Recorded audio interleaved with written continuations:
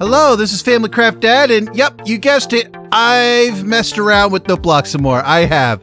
I wanted to perfect what I'd come up with during the build battle and kind of show you guys what I've been up to try to make this work. And without further ado, I'm going to play this song real quick for you. I think you're going to recognize it.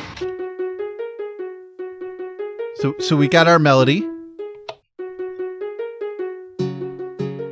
Yep, we've got that going on.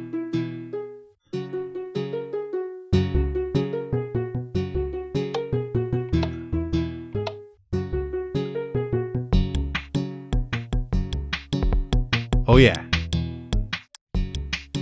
Let's let that go for a little longer. Oh yeah. Then we'll pull in the melody.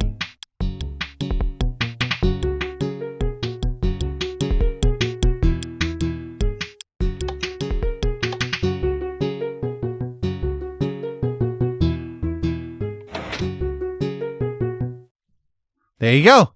There you go. That is the Family Craft song, of course. And yeah, let's dive right on in and let's see what we've done here. Now let's start with the brains of the operation right here, the clock. Now, why have I had to go with such a simple old school clock?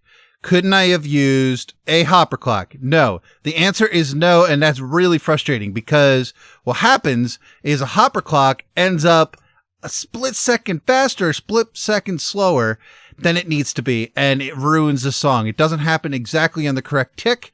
That's just due to the speed that items go through hoppers, and there's really nothing you could do about it.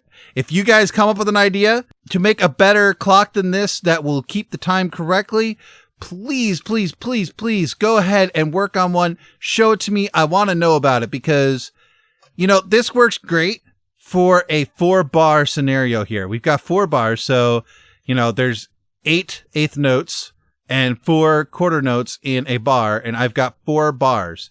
Well, over here are the quarter notes. So you've got 1, 2, 3, 4. So a full 4-tick thing is a quarter note in this case.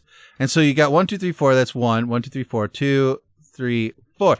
In the case of the CCG build battle, it was an 8-bar scenario, and yeah, so it was double this length, and it went all the way out to like here. And, you know, it was fine. It did the job, but boy, was it messy. It was really, really messy. And I wanted to try to make it better, but I couldn't. I could not. The only thing I did make better was the input. So in order to turn this thing on and off, I've got this switch here. And the way I've sorted it out, now, you know, you Redstoners are probably going to be like, that could have been a lot easier if you did it like XYZ. I don't even know. But what I had to do was find a way to stop the redstone. So I did that by putting a redstone power into that. And I reversed the power by using the torch, of course. And so that way, while it's off, it's powering this, powering that, and making this get stopped right there. If you run a repeater into the side of a repeater and you power it, you stop that repeater from functioning, which is really a cool feature. Not a lot of people use it. And of course, this side is just sending a monostable pulse into this here system. Now, this part is a little bit crazy looking and very spaghetti. I'm sure there's a better redstone way of handling this, but the way I've got this going is it goes into each of these inputs. And if you've noticed, this one's set to 1 tick, and these 3 are set to 2 ticks, and that's because these get hit first, and then I've got this repeater here to keep things going. Otherwise, it wouldn't reach all the way down there. So I had to delay this 1 tick in order for this to all happen at the same time. So, I mean, that's generally it. That's all there really is to it. And the reason I'm doing it like this is so that, like you saw in the beginning of this episode, you can loop in different parts. So you've got all these loops. I got 5 different loops, and this clock will hit every single one of them at the same time.